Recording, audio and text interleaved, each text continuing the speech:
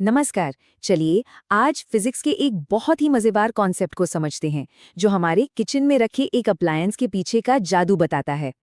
कभी सोचा है कि माइक्रोवेव के अंदर ना तो कोई आग होती है ना कोई हीटिंग रॉड, फिर भी वो कैसे मिनटों में पानी या खाने को उबाल देता है। ये कमाल आखिर होता कैसे है? इस जादू का राज, इस कमाल के पीछे की साइंस छिपी है फिजिक्स के एक छोटे से लेकिन बहुत पावरफुल कॉन्सेप्ट में, जिसे कहते हैं विद्युत द्विध्रुव। तो आइए इस रहस्य को सुलझाते हैं। तो चलिए सबसे पहले एकदम बेसिक से शुरू करते हैं। ये विद्युत द्विध्रुव या इलेक्ट्रिक डायपोल आखिर है क्या भला? माइक्रोवेव के जादू को समझने के लिए शुरुआत यहीं से करनी होगी। तो एक विद्युत द्विध्रुव को इमेजिन कीजिए। ये बेसिकली दो चार्जेस का एक सिस्टम है। इसमें 3 सिंपल रूल्स हैं। रूल नंबर 1, दोनों चार्जेस की वैल्यू मतलब मैग्नीट्यूड एकदम बराबर होगी। रूल नंबर 2, एक होगा पॉजिटिव तो दूसरा होगा नेगेटिव। और रूल नंबर 3, ये दोनों एक दूसरे से बहुत बहुत ही कम दूरी पर रखे होते हैं।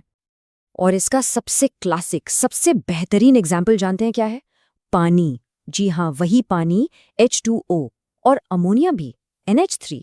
होता क्या है ना कि इन मॉलिक्यूल्स में चार्ज इवनली नहीं फैला होता और इसी वजह से ये एक छोटे से नेचुरल डायपोल की तरह काम करने लगते हैं। याद आया हमारा माइक्रोवेव वाला सवाल?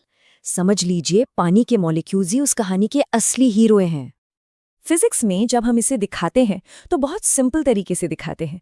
देखिए, एक तरफ है नेगेटिव चार्ज -Q, दूसरी तरफ है पॉजिटिव चार्ज +Q, और इनके बीच की जो ये छोटी सी दूरी है ना, उसे हम 2a कहते हैं। और O हो गया इसका सेंटर पॉइंट। बस इसी सिंपल से डायग्राम में पूरी कहानी छिपी है।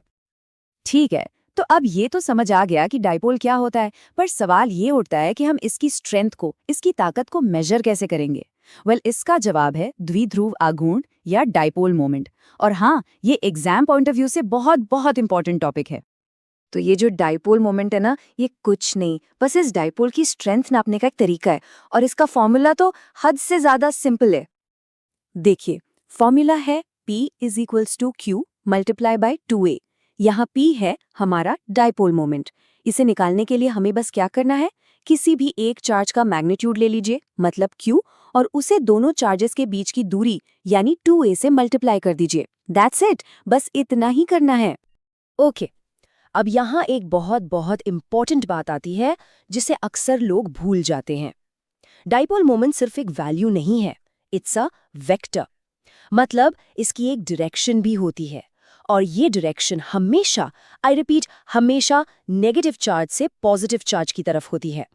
ये छोटा सा पॉइंट एग्जाम्स में बहुत बार पूछा जाता है, तो इसे जरूर याद रखिएगा। और इसकी SI यूनिट, वो तो फॉर्मूला खुद ही बता रहा है। चार्ज की यूनिट होती है कूलम और डिस्टेंस की मीटर, तो दोनों को मिला दिया, बन गया कूलम मीटर। सिंपल है ना? ऑलराइट, सो अब हमें पता है कि डायपोल क्या है और उसकी स्ट्रेंथ यानी डायपोल मोमेंट कैसे निकालते हैं। अब अगला लॉजिकल स्टेप क्या है? ये देखना कि एक डायपोल अपने आसपास के स्पेस पर, मतलब अपनी इलेक्ट्रिक फील्ड पर क्या असर डालता है। तो देखिए, डायपोल की वजह से इलेक्ट्रिक फील्ड को हम 2 खास जगहों पर देखते हैं। पहली है इसकी एक्सियल लाइन। ये वो सीधी लाइन है जो दोनों चार्जेस से होकर गुजरती है। यहाँ पर जो इलेक्ट्रिक फील्ड होती है उसकी डायरेक्शन डायपोल मोमेंट की डायरेक्शन में ही होती है। और दूसरी है इक्वेटोरियल लाइन, जो इसके सेंटर से 90 डिग्री पर निकलती है। यहाँ पर मामला थोड़ा उल्टा है। यहाँ इलेक्ट्रिक फील्ड की डायरेक्शन डायपोल मोमेंट के ऑपोजिट होती है। और इन दोनों के बीच ना एक बहुत ही मजेदार और सिंपल सा रिलेशन है। किसी भी गिवन डिस्टेंस पर एक्सियल लाइन पर जो इलेक्ट्रिक फील्ड होगी वो इक्वेटोरियल लाइन की फील्ड से ठीक डबल होगी। E axial = 2 times E equatorial। ये एक फैंटास्टिक शॉर्टकट है प्रॉब्लम सॉल्व करने के लिए, इसे जरूर याद रखना। अच्छा, इलेक्ट्रिक फील्ड की तो बात हो गई, अब जरा पोटेंशियल की बात करते हैं। यहाँ एक बहुत ही स्पेशल केस है। इक्वेटोरियल लाइन पर, मतलब जहाँ एंगल 90 डिग्री होता है, वहाँ इलेक्ट्रिक पोटेंशियल हमेशा, एंड आई मीन ऑलवेज, 0 होता है। क्यों? क्योंकि पोटेंशियल के फॉर्मूला में cos थीटा आता है और cos 90 तो 0 होता है। Simple math. ओके, अब एक और इंटरेस्टिंग सिचुएशन लेते हैं। क्या होगा अगर हम अपने इस डायपोल को उठाकर किसी बाहर की यूनिफॉर्म इलेक्ट्रिक फील्ड में रख दें? सबसे पहले तो उस पर एक टॉर्क लगेगा, एक घूमने वाली फोर्स। ये टॉर्क क्या करेगा? ये डायपोल को घुमाकर फील्ड की डायरेक्शन में अलाइन करने की कोशिश करेगा। Sound familiar? ठीक यही तो माइक्रोवेव के अंदर पानी के मॉलिक्यूल्स के साथ होता है। और हाँ, ये सबसे ज्यादा स्टेबल तब होता है जब ये फील्ड के साथ साथ 0 डिग्री एंगल पर परफेक्टली अलाइंड हो। और राइट, थ्योरी पार्ट डन। अब आते हैं सबसे एक्साइटिंग पार्ट पर। ये सब किताबी बातें असल दुनिया में कहाँ काम आती हैं और हमारे उस माइक्रोवेव वाले सवाल का क्या हुआ? चलिए देखते हैं।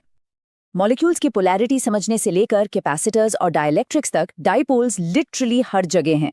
और अब हमारे उस ओरिजिनल सवाल का जवाब। देखिए, माइक्रोवेव ओवन के अंदर एक बहुत तेजी से बदलती हुई इलेक्ट्रिक फील्ड बनती है। खाने के अंदर जो पानी के मॉलिक्यूल्स हैं वो इस ऑसिलेटिंग फील्ड के साथ खुद को अलाइन करने के लिए पागलों की तरह घूमने लगते हैं। ये जो लगातार तेज रोटेशन है, इससे फ्रिक्शन पैदा होता है और यही फ्रिक्शन हीट में बदल जाता है और हमारे खाने को पका देता है। So no fire, just pure physics at work. कमाल है ना? और हाँ, अगर ये सवाल एग्जाम में आ जाए तो फुल मार्क्स लाने का ये रहा fail proof 5 step formula. Step 1, सबसे पहले डेफिनेशन लिखिए। स्टेप 2, एक नीट एंड क्लीन डायग्राम बनाइए। स्टेप 3, डाइपोल मोमेंट का फॉर्मूला लिखिए। स्टेप 4, डायरेक्शन बताना मत भूलिएगा, नेगेटिव से पॉजिटिव की ओर। And finally step 5, SI unit यानी कूलम मीटर मेंशन कर दीजिए। बस आपको पूरे नंबर मिलेंगे। तो आज हमने देखा कि फिजिक्स के कॉन्सेप्ट्स सिर्फ किताबों में नहीं होते, वो हमारी किचन तक में काम करते हैं। अब एक सवाल सबके लिए, जरा सोचिए हमारे आसपास और कौन सी चीजें हैं जो एक छोटे डाइपोल की तरह